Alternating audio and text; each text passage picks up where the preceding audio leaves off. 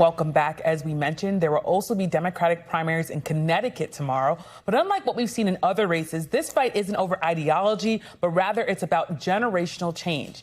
In Connecticut's first congressional district, incumbent John Larson is facing a primary for the first time since he was elected in 1998. Tomorrow, he's facing off against three challengers, including former Hartford Mayor Luke Bronin, who won the state party's endorsement. And joining me now is Democratic Congressman John Larson of Connecticut. Thank you so much for being here. So you're seeking your 15th term in Congress. And as we mentioned, you are facing your first primary challenge since you were elected to the House in 1998. What do you say to those who say it's just time for generational change? I think the change that we need is to continue to go after Donald Trump. I'm proud that I've been named on his top 10 hit list of Democrats that he wants to remove, because I've stood up to Elon Musk and I've stood up to Doge. I've stood up to ICE and taken them on directly when they came to Southington and Newington in my hometown of East Hartford and West Hartford, and taken on Donald Trump on this illegal war he's prosecuting, as we see ongoing in Iran. So I think the voters of this district are wise. They appreciate what we've been able to deliver for this district, and that's why I believe they're going to support me on tomorrow on Election Day. I hear what you're saying, Congressman. You're saying you have a history here. That said, a recent poll shows 8 in 10 Americans say they would support setting a maximum age for candidates to run for Congress. The current Congress, by the way, is the third oldest in U.S. history. Is it fair, do you think, for voters to consider a candidate's age as they cast their ballots? I think it's fair for voters to consider anything that they want. That's what a democracy is all about.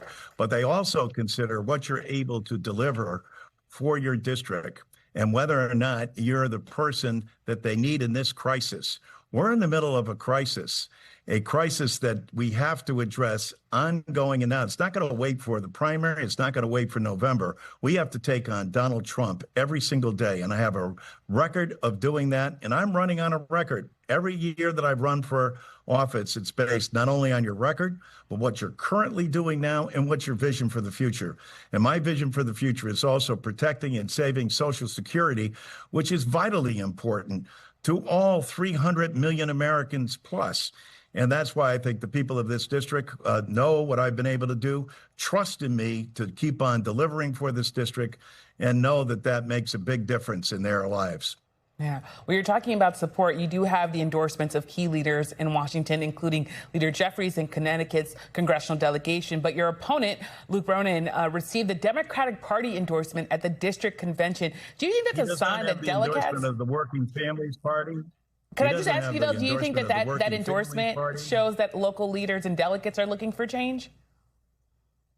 No, I do not think it's so. That's 475 people in a room. But I have the endorsement of Working Families. I have the endorsement of over 38 labor groups.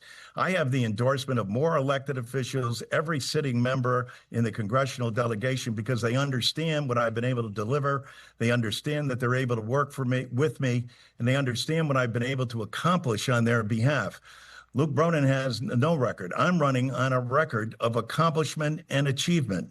Luke Bronin is promoted by billionaires who are opposed to my challenging them and saying they're going to have to pay their fair share of Social Security, that they'll actually have to ante up. Currently, Elon Musk pays nothing for Social Security. People in this district don't think that that's fair.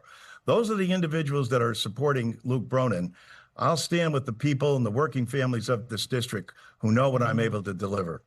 As you bring up Luke Bronin, I want to read to you part of an op-ed that he wrote. He said, everything changed when Trump got reelected, and yet too many Democrats are pretending things haven't really changed. Too many Democrats still think the answer is another strongly worded letter, another press release, or another speech to an empty committee chamber for the C-SPAN cameras. What's your response to that? Have Democrats done enough, in your opinion, to fight back against the Trump administration? It didn't change. It didn't change when he was running for governor and asked me for my support and told me I was the greatest congressman this district ever had. It didn't change when we got over $1 billion of support for the city of Hartford. It changed when Luke Bronin's ambition changed and he no longer was running for governor. That's the plain, hard truth. And so, no, I don't take that comment seriously at all. I think people know the record of achievement, know what I've been able to deliver for the district, and are going to come out and support me. I'm enthused by the kind of support we are getting day to day, knocking on doors, making the phone calls, putting out the postcards, and doing a total grassroots initiative to make sure we bring home this victory. And you've brought up Social Security. You are the top Democrat on the Social Security subcommittee of the House Ways and Means Committee. Your opponent says you've been unable to deliver on protections to Social Security. If you win this race and Democrats take back the House, how do you plan to make sure your Social Security legislation can pass the House and Senate and ultimately get signed by President Trump? We had Hakeem Jeffries come to this district just about 3 months ago and talked about this specifically. The Social Security 2100, which is my bill, will be brought up in the first 100 days that Democrats are back in control. How are you going to get it through the Senate and signed by the president?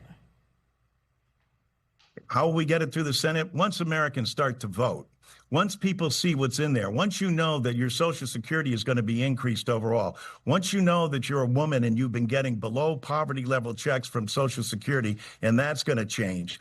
Once you're able to see that there's no longer taxed and the vote is passed and achieved, how are they going to vote against that in the Senate? The pressure will come from the people of this great nation of ours. Yeah. It's long overdue.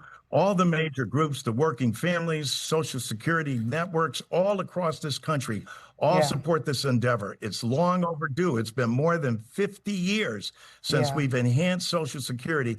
That's why it's so important. And 10,000 baby boomers a day become eligible for Social Security. And for more than 40% of all Americans, it's the only benefit that they have. Well, you're certainly fired up and ready to go. So thank you so much, Congressman John Larson, for joining us. Perpetrated in this are false.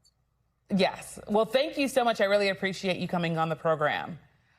We thank you for watching. And remember, stay updated on breaking news and top stories on the NBC News app or watch live on our YouTube channel.